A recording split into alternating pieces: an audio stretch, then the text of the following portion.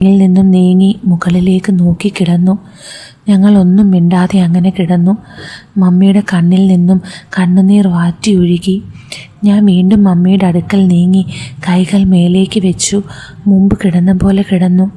Mummy, മമ്മിക്ക് എന്നും എൻ്റെ അടുത്ത് വന്ന് കിടന്നൂടെ? മമ്മി കുറച്ച് സമയം ഒന്നും മിണ്ടിയില്ല. ആ കണ്ണുകൾ എന്തുകൊണ്ടാണെന്നറിയില്ല, കണ്ണുനീര് നിറഞ്ഞിരിക്കുന്നു. പറ മമ്മി, അപ്പോൾ എനിക്കെന്നും ഇതുപോലെ കെട്ടിപ്പിടിച്ച് കിടക്കാമല്ലോ. ഞാൻ കയറി മുകളിലേക്ക് വരണമല്ലേ? നിനക്ക് താഴേക്ക് ഇറങ്ങി വന്നാൽ പോരെ?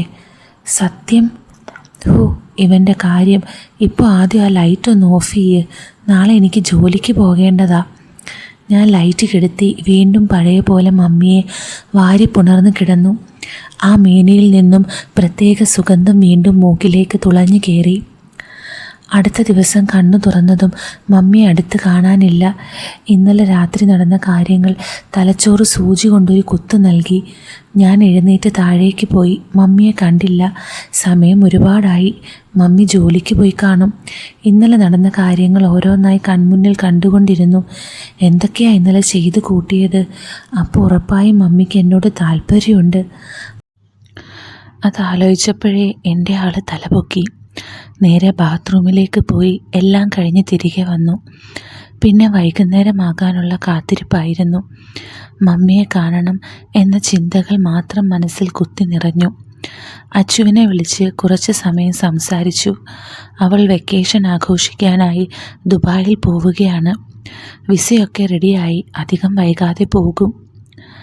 അന്ന് വൈകുന്നേരം പതിവ് പോലെ മമ്മി എത്തി. എൻ്റെ മുഖത്തേക്ക് നോക്കാൻ വലിയ ചമ്മലുള്ളതുപോലെ. എന്നാലും ആ കൊഞ്ചിയുള്ള ചിരി ഇപ്പോഴും മാഞ്ഞിട്ടില്ല. ഫുഡൊക്കെ കഴിച്ചു കഴിഞ്ഞ് കിടക്കാനായി ഞാൻ റൂമിലേക്ക് ചെന്നു. അപ്പോഴാണ് ഇന്നലെ മമ്മി പറഞ്ഞ കാര്യങ്ങൾ മനസ്സിൽ ഓടിയെത്തിയത്. എന്നോട് താഴേക്ക് ചെന്നാലും മതിയെന്ന്. ഞാൻ നേരെ മമ്മിയുടെ മുറിയുടെ മുന്നിൽ ചെന്നു. നാറുന്നെങ്കിൽ നാറട്ടെ. വാതിലിൽ രണ്ടും മുട്ടി. മമ്മി, ആ മോനു കയറി വാ. ഞാൻ വാതിൽ തുറന്ന് അകത്ത് കയറി. മമ്മി നൈറ്റ് ഡ്രസ്സായ പൈജാമയാണ് വേഷം. കട്ടി കുറഞ്ഞ ഒരു തരം പാൻറ്റും നീട്ടം കൂടിയ ഷർട്ടും. അവിടെ നിന്ന് മമ്മിയെ നോക്കി ചിരിച്ചു കാണിച്ചു. എനിക്ക് തോന്നി നീ ഇന്ന് എത്തുവന്ന്. വാ, വന്ന് കിടക്ക്. എനിക്ക് വേണ്ടി മമ്മി കുറച്ച് നീങ്ങിക്കിടന്നു. ഞാനൊരു സൈഡിലും കയറി കിടന്നു. മോനു, എന്താ മമ്മി? എനിക്ക് നിന്നോടൊരു കാര്യം പറയാനുണ്ട്. Yes please. നിനക്കറിയാലോ, ഞാൻ വിവാഹബന്ധം വേർപ്പെടുത്തിയിട്ട് ഒരുപാട് വർഷങ്ങളായി. അതുകൊണ്ട് മമ്മിയുടെ ശബ്ദം ആകെ വിറങ്ങലിച്ചു. ഞാനൊരു മനുഷ്യ സ്ത്രീയാണ്, അല്ലാതെ കല്ലും പ്രതിമയൊന്നുമല്ല. എനിക്കും വികാരങ്ങളും വിചാരങ്ങളും വരും. എൻ്റെയും പിടിവിട്ട് പോകും. അതിനിപ്പോൾ എന്താ മമ്മി? അതല്ലടാ, നമ്മളിപ്പോൾ പലപ്പോഴും അതിര് വിട്ടു പോകുന്ന പോലെ ഒരു തോന്നൽ. തെറ്റെൻ്റെ ഭാഗത്തുമുണ്ട്. ഇനി എന്തായാലും നമ്മൾ തമ്മിൽ ചെറിയൊരു അകലം പാലിക്കണം. നമുക്കിടയിൽ ഒരു മതിൽ വേണം. അതിനിപ്പോൾ ഒന്നും സംഭവിച്ചില്ലല്ലോ. അപ്പോൾ പിന്നെ ഇന്നലെ സംഭവിച്ചതെന്താ? നമ്മളൊരു ഉമ്മയല്ലേ വെച്ചുള്ളൂ. അതിത്ര വലിയ കാര്യമാക്കണോ മമ്മി? എന്നാലും എനിക്കെന്തോ പോലെയൊക്കെ തോന്നുന്നു. ഒന്നുമില്ല മമ്മി, എനിക്കെപ്പോഴും മമ്മിയെ ഇങ്ങനെ കെട്ടിപ്പിടിച്ചും ഉമ്മ വെച്ചും ഈ ചൂട് പറ്റിക്കിടന്നാൽ മാത്രം മതി. വേറൊന്നും വേണ്ട. മമ്മി ദീർഘശ്വാസം എടുത്തൊന്ന് സമാധാനിച്ചു. പിന്നെ ഉമ്മ വെച്ചോ, എന്തോരം വേണമെങ്കിലും, പക്ഷേ ചുണ്ടിൽ വേണ്ട. Okay, deal. പിന്നെ മമ്മി, ഞാനൊരു സത്യം ചോദിച്ചാൽ പറയുമോ? പറ.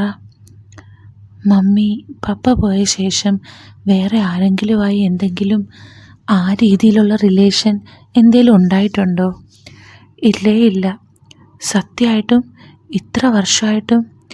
അതേടാ, എനിക്കങ്ങനെ നിന്നെ ഒന്നും ചതിക്കാൻ സാധിക്കില്ല. അങ്ങനെ ഒന്നുമില്ല മമ്മി. ജീവിതം ആകെ ഒന്നല്ലേ ഉള്ളൂ മമ്മി. അത് നമ്മൾ ആഘോഷിക്കണം. ആ ആഘോഷം എനിക്ക് വേണ്ട. പിന്നെ മമ്മി, ഈ വികാരമൊക്കെ വരുമ്പോൾ എന്ത് ചെയ്യും? നീ അങ്ങനെയൊക്കെ ചോദിക്കില്ലേ മോനു. പറ മമ്മി പ്ലീസ്. സാധാരണ മനുഷ്യരെന്താ ചെയ്യുക? മമ്മി അങ്ങനെയൊക്കെ ചെയ്യുമോ? നീ ഇങ്ങനൊന്നും ചോദിക്കല്ലേ. എനിക്ക് കേട്ടിട്ട് എന്തോ പോലൊക്കെ തോന്നുന്നു.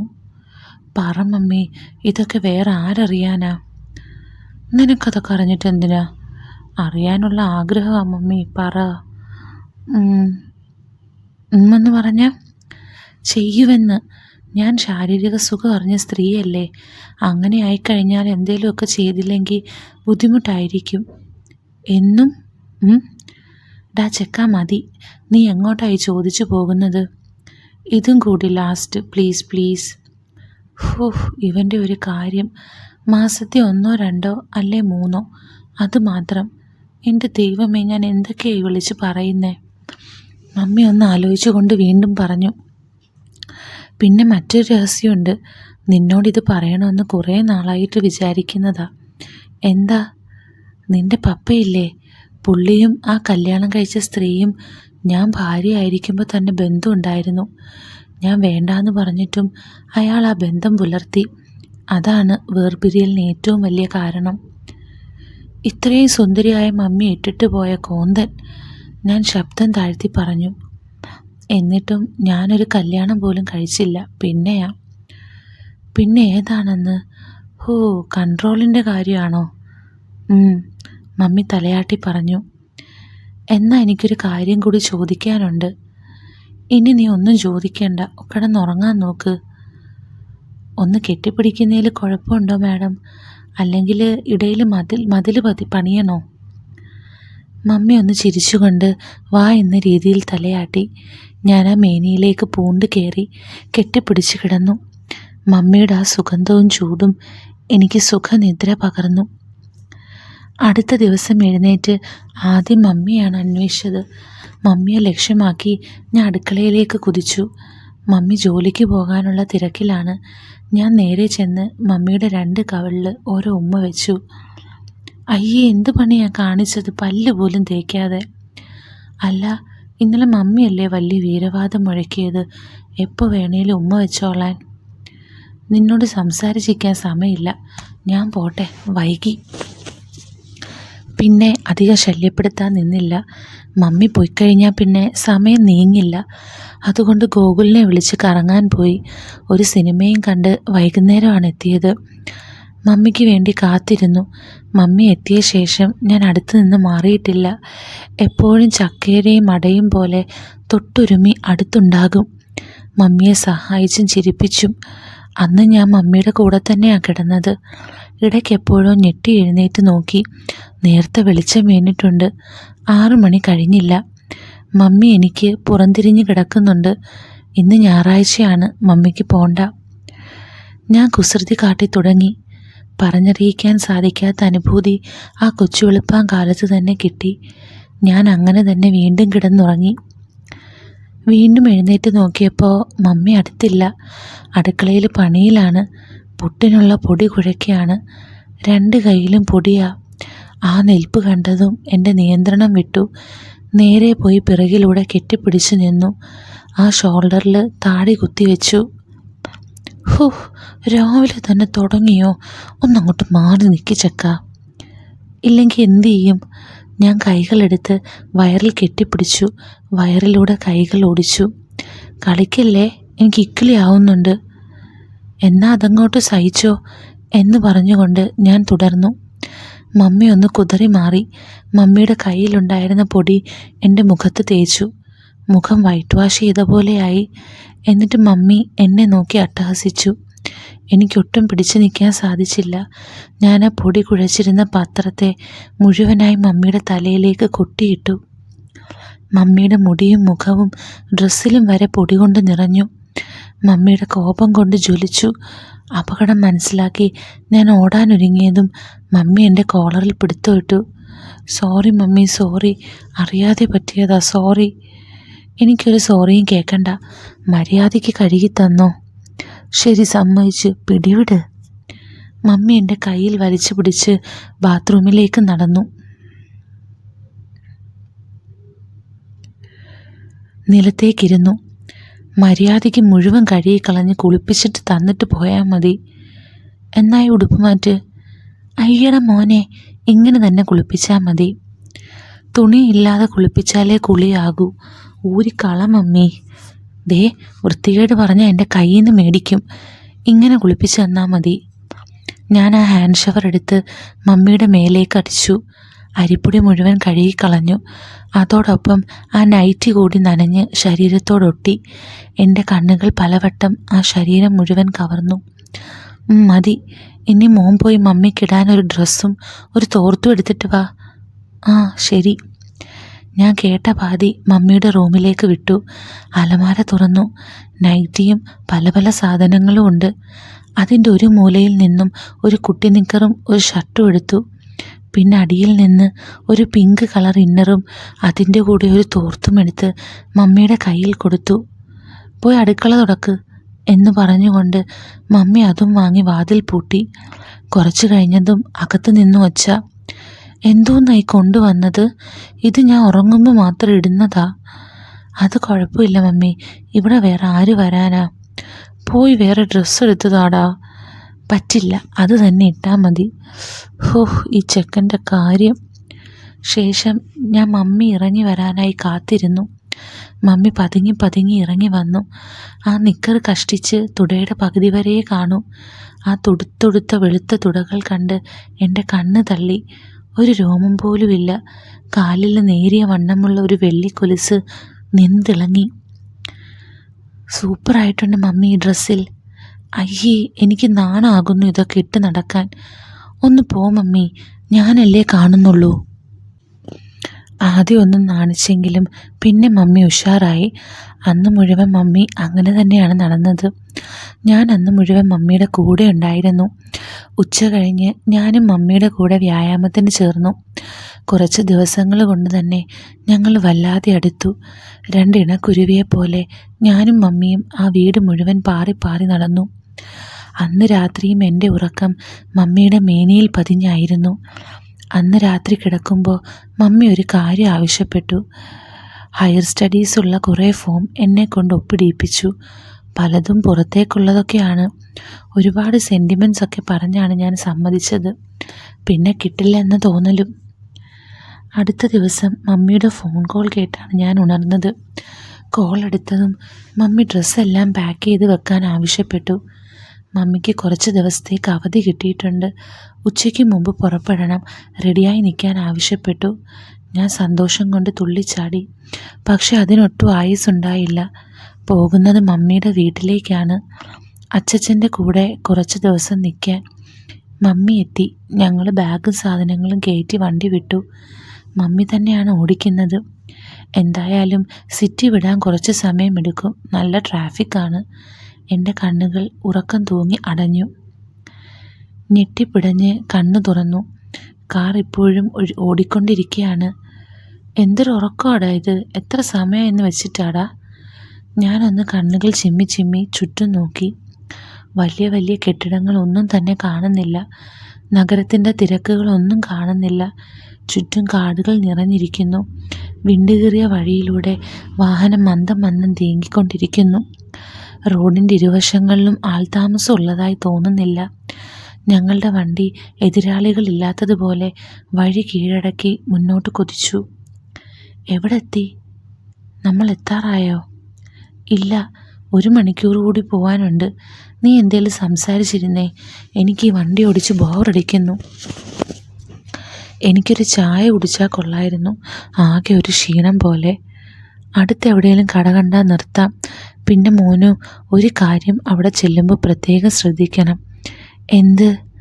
അവിടെ ചെന്ന് കഴിഞ്ഞാൽ പിന്നെ നമ്മൾ അല്പം അകലം പാലിക്കണം. വീട്ടിൽ കാണിക്കുന്ന പോലെ അവിടെ വെച്ച് ഇടപെടരുത്.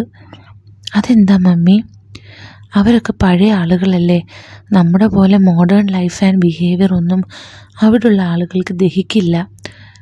അതൊക്കെ കുറച്ച് ബുദ്ധിമുട്ടാണ്. എന്നാലും ഞാൻ നോക്കാം. ദേ, അവിടെ ചെന്ന് കുറുമ്പ് കാണിച്ചാൽ അച്ചച്ചനെടുത്ത് നിന്നെ കായലിലെറിയും. ഓർത്തോ? ദേ മമ്മി, ഒരു ചായക്കട. നിർത്ത്. ആ ഓക്കെ. ഒരു കൊച്ചു ചായക്കട. കാറ് കടയിലേക്ക് ഒതുക്കി നിർത്തി ഞങ്ങൾ ഇറങ്ങിച്ചെന്നു. കടയിലേക്ക് ചെന്നതും അവിടുത്തെ കടയിലിരുന്നിരുന്ന ആളുകളെ മനുഷ്യന്മാരെ കാണാത്തതുപോലെ ഞങ്ങളെ തുറച്ചു നോക്കുന്നു. എല്ലാവരും ചൂഴ്ന്നു നോക്കുന്നത് മമ്മിയെ തന്നെ.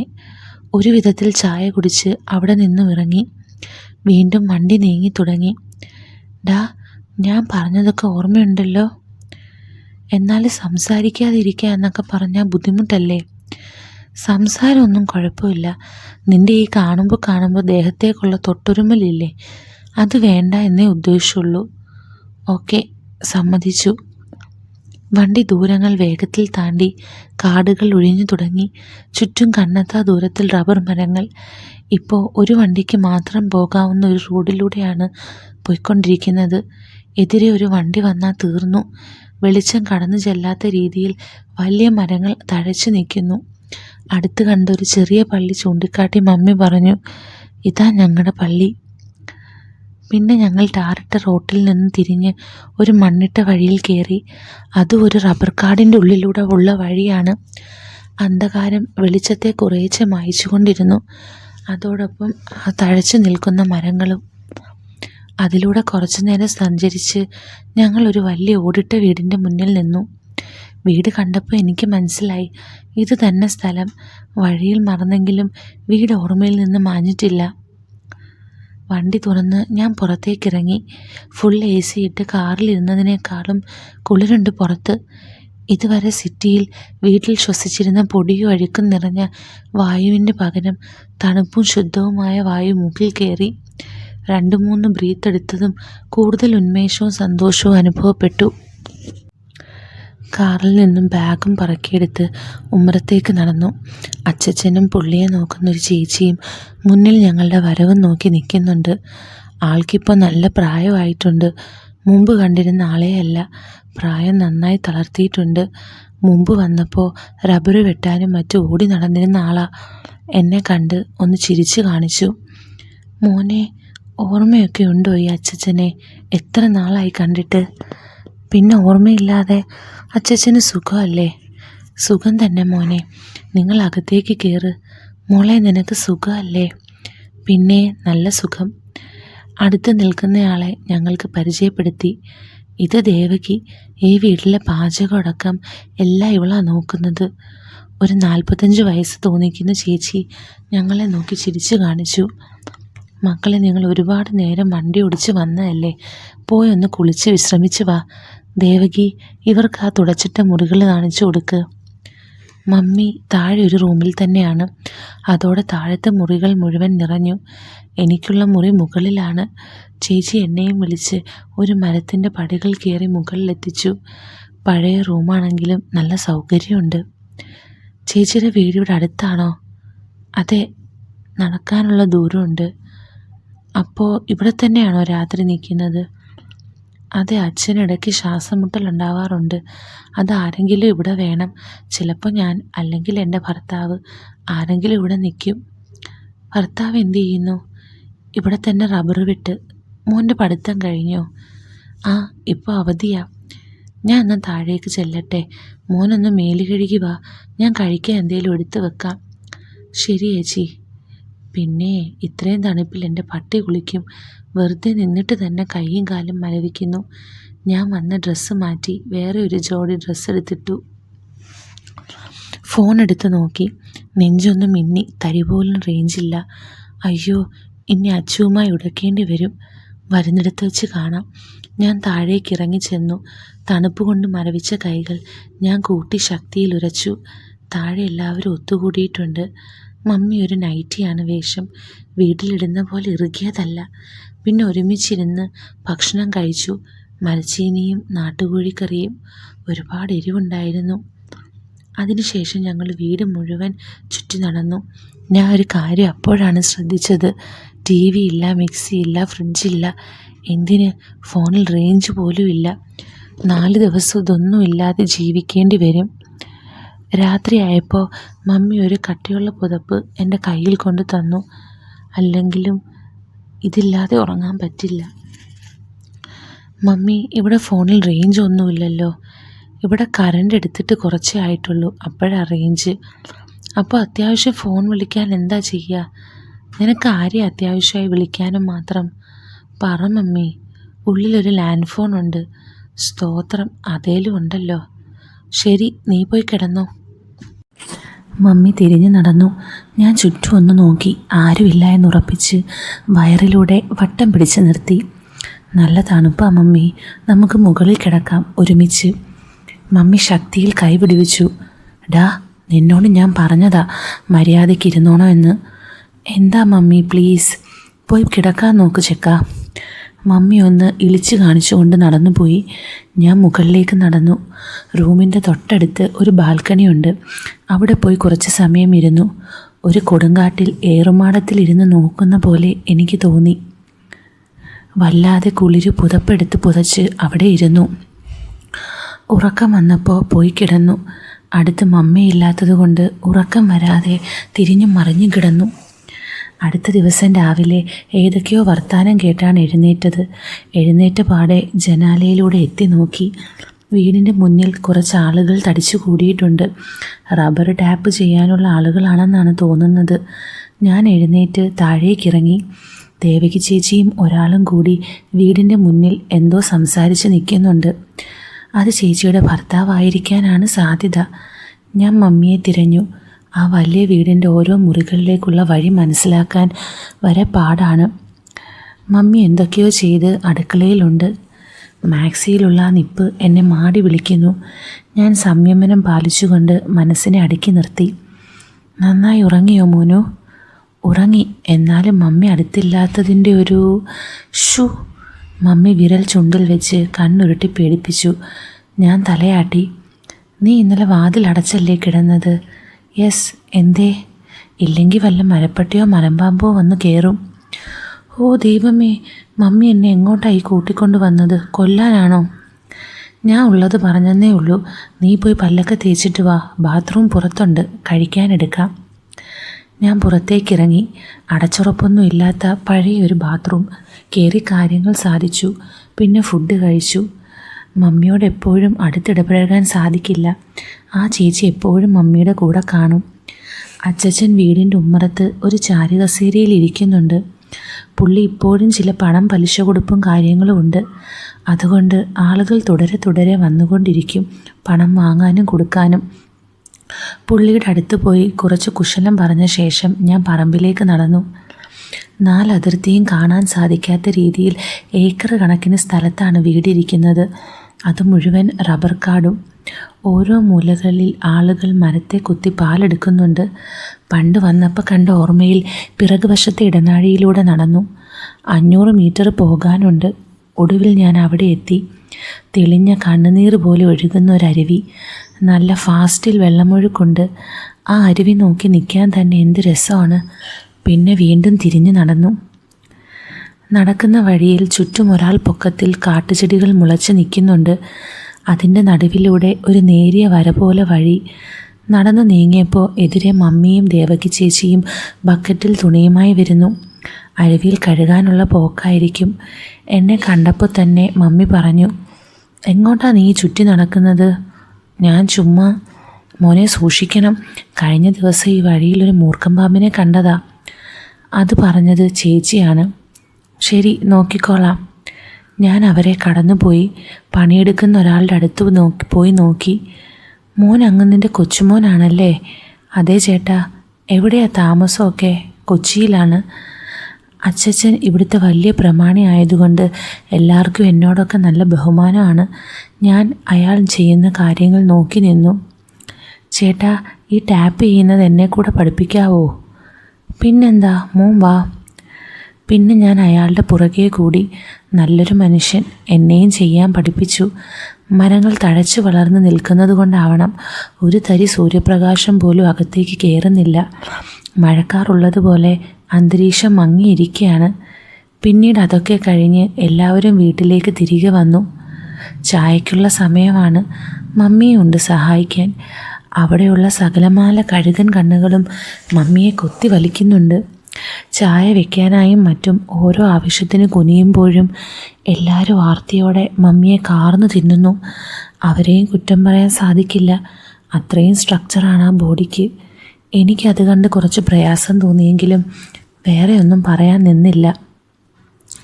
വലിയ കുഴപ്പങ്ങളില്ലാതെ അന്നത്തെ ദിവസം കടന്നുപോയി.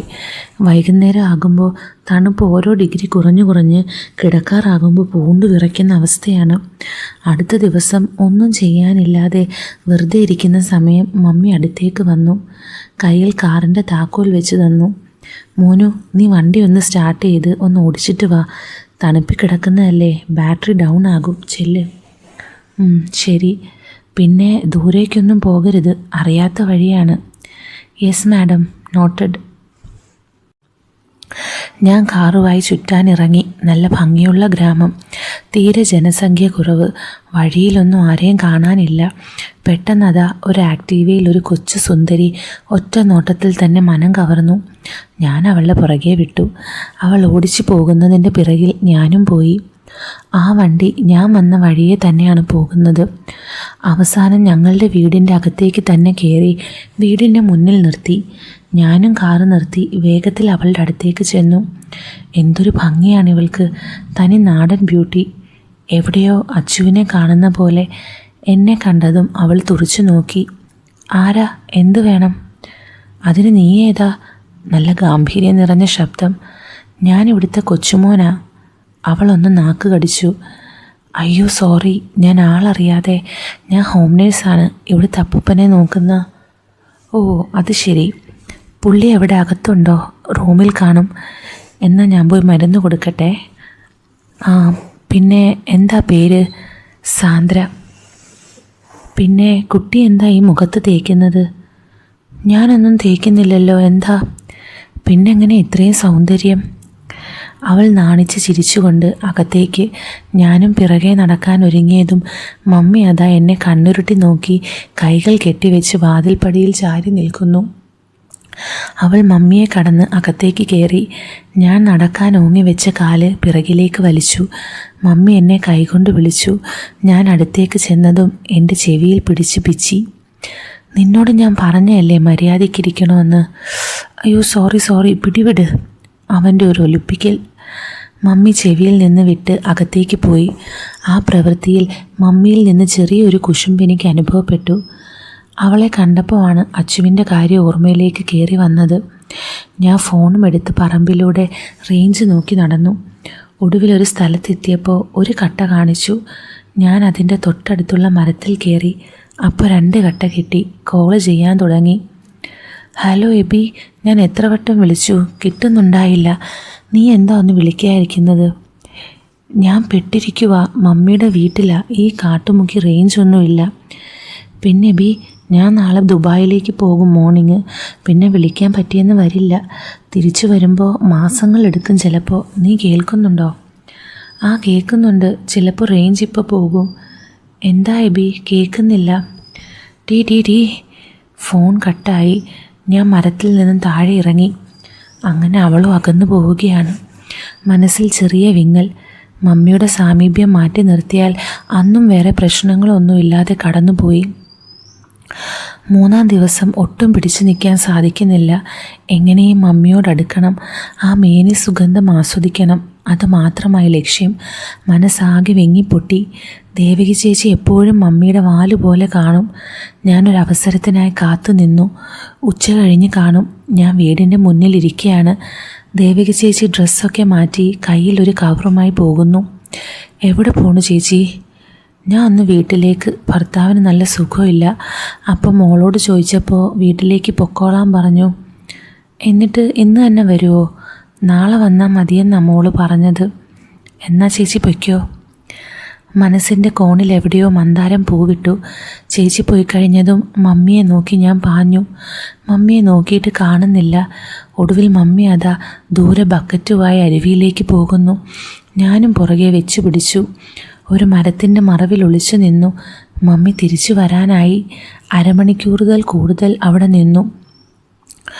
മമ്മി ബക്കറ്റ് കയ്യിൽ പിടിച്ച് അതിലെ നടന്നു വന്നു. ഞാൻ അനങ്ങാതെ അങ്ങനെ തന്നെ നിന്നു. എന്നെ കടന്നു പോയതും ഞാൻ പിറകിലൂടെ ചെന്ന് കെട്ടിപ്പിടിച്ചു. മമ്മി ഒറ്റ നിമിഷത്തിൽ ഞെട്ടിത്തെറിച്ചു. ആരാണെന്ന് മനസ്സിലാകാതെ തിരിഞ്ഞു നോക്കി. എന്നെ മനസ്സിലായതും അയഞ്ഞു. എൻ്റെ കൈകൾ വിടുവിക്കാൻ പൊരിഞ്ഞ പോരാട്ടം നടത്തി. ദേ, തമാശ കളിക്കല്ലേ, വിടുന്ന പ്രശ്നമില്ല. ആരെങ്കിലും കാണുവെടാ മോനു, വിട്. മമ്മി കേണപേക്ഷിച്ചു. ഒരുമ്മ തരാതെ വിടുന്ന പ്രശ്നമില്ല. പറ്റില്ല, ആരെങ്കിലും കണ്ടാൽ പിന്നെ ജീവിച്ചിരുന്നിട്ട് കാര്യമില്ല. എന്നാ ഇപ്പോൾ പോണ്ട, നീ ഇപ്പോൾ വിട്, ഉമ്മയൊക്കെ തരാം. പിന്നെ എപ്പോൾ? എല്ലാവരും ഉറങ്ങിയിട്ട് ഞാൻ നിൻ്റെ മുറിയിൽ വരാം. നീ ഇപ്പോൾ കൈമാറ്റ്. ഉറപ്പാണോ? പ്രോമിസ്, പോരെ? ഞാൻ കൈകൾ അയച്ചു. മമ്മി ചുറ്റും നോക്കി ഉരുണ്ട കണ്ണുകൾ കാട്ടി എന്നെ പേടിപ്പിച്ച് നടന്നകന്നു. ഞാനും വീട്ടിലേക്ക് കയറി. മമ്മി തീരെ എന്നെ മൈൻഡ് ചെയ്യുന്നില്ല.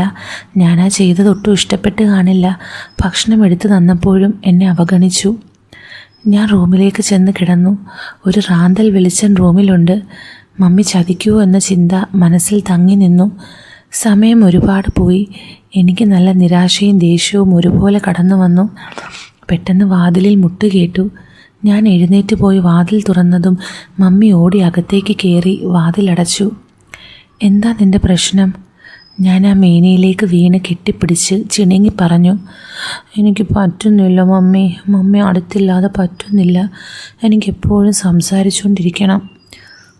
ചെക്കൻ്റെ കാര്യം എന്താന്ന് വെച്ചാൽ പെട്ടെന്നാകട്ടെ. എനിക്ക് പോകണം ആരെങ്കിലും വരും മുമ്പ്. ആദ്യം എനിക്ക് കലങ്ങിയില്ല, പിന്നെ കത്തി. ഞാൻ മമ്മിയെ വലിച്ചു കൊണ്ടുപോയി കട്ടിലിട്ടു. എന്നിട്ട് മമ്മിയുടെ മുകളിലേക്ക് കയറിക്കിടന്നു. അപ്പോൾ നമ്മുടെ സ്റ്റോറി എങ്ങനെ പോകുന്നു?